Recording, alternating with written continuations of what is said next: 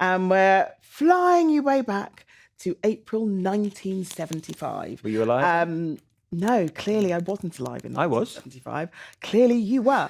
Was I the only one in this room alive in 1975? Yes, you are. When Prince Charles did a tour of Canada and did a variety of very cool things and wore a variety of very interesting outfits. Well, this one, so if you're watching this with us rather than listening to it, we're currently looking at the prince, as he was then, dressed in a sort of fur hat. Now, suddenly, he's got this red diving suit on because he decided, and this kind of shows a lot about how he was campaigning for the natural world, even back in 1975. And there we go. He's about to dive under the ice. And this was was now present-day Nunavut, which used to be part of the Northwest Territories. But and there he goes, all the way down and under the ice. So and he just pretty adventurous. He was what age was he at the time? 26 years old, I think he was. Wow, that's very impressive. Well, actually, and have a listen to this because he's come out. Look at that. He's basically come out looking like Michelin Man because to insulate yourself against the cold, you have to fill it. No, I'll stop talking and just watch what happens here when he deflates the suits that he's wearing. It's quite a funny moment. Amazing. I love that. That just shows, we've talked a lot in recent episodes about his sense of humour, and it's brilliant, isn't it? And it's very funny. He talked about, in the lead up to this, his aides were sort of asked things like, obviously, because they had to do a whole safety check. You can't have the Prince Charles, heir to the throne, suddenly get stuck under the ice. They had to do like a whole health and safety thing, the food that he was eating. So I think he also tried local food, local Inuit food. So he had raw seal's liver, and his aides also had to do a whole health and safety check thing to make sure that he wouldn't get sick from that. Yeah.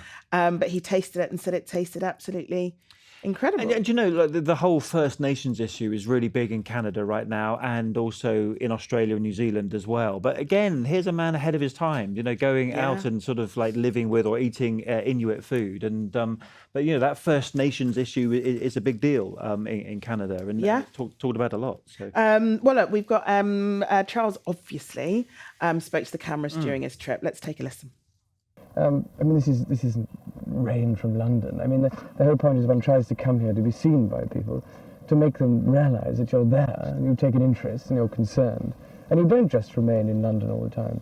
So there you've got, again, it's fascinating going back to 1975, isn't it? You've got the King talking about this whole thing of why is the head of state of Canada, well, then Queen Elizabeth and now King Charles, why is he also the King of Canada? And we've, you just roll it forward to present day when you've had all of those debates in the election in Canada in the past week or so, all about Trump and standing up to Donald Trump, and yet the King, our King, is potentially going to invite Donald Trump here on a state visit, and yet he's the King of Canada.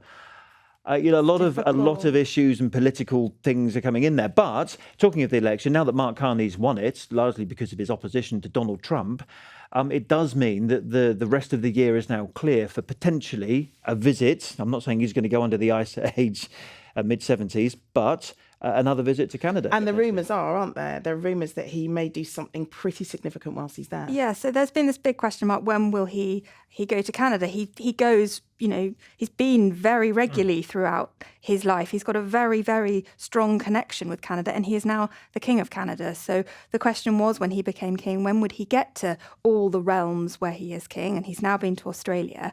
Canada, we thought it wouldn't happen this year. As Chris said, the election was brought forward, which does now open up a window this year where it could be possible. And it could be possible, and there has been speculation about, could he go for the state opening of Parliament? His mother did it in 1957, so there is a precedent there.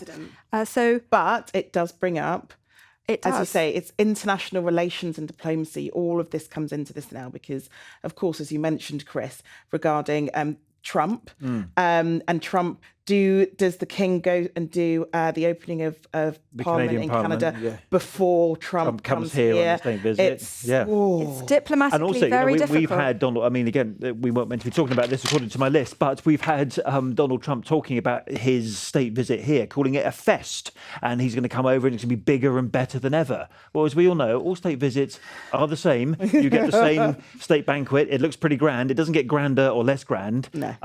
Although they have to now hold it at Windsor because Buckingham Palace is being refurbed, as we discussed earlier. Yes, So they can't exactly. have a state visit there. But so yeah, Donald Trump talking, and we're wondering whether Donald Trump is getting his wires crossed. Not he would, but he could be coming here for an informal visit in September rather than the actual state visit. Okay. Maybe open his new golf course in Scotland and pop in and see the King at Balmoral, which is not, of course, No, the big state no. visit which will happen in Windsor. Or the fest. Or the fest. As it shall now be Not a state known. visit, yes. He's coming over for a It'd fest. be really interesting if when we get the press release from the palace about that, whether or not it says fest. Be very interesting. It will be.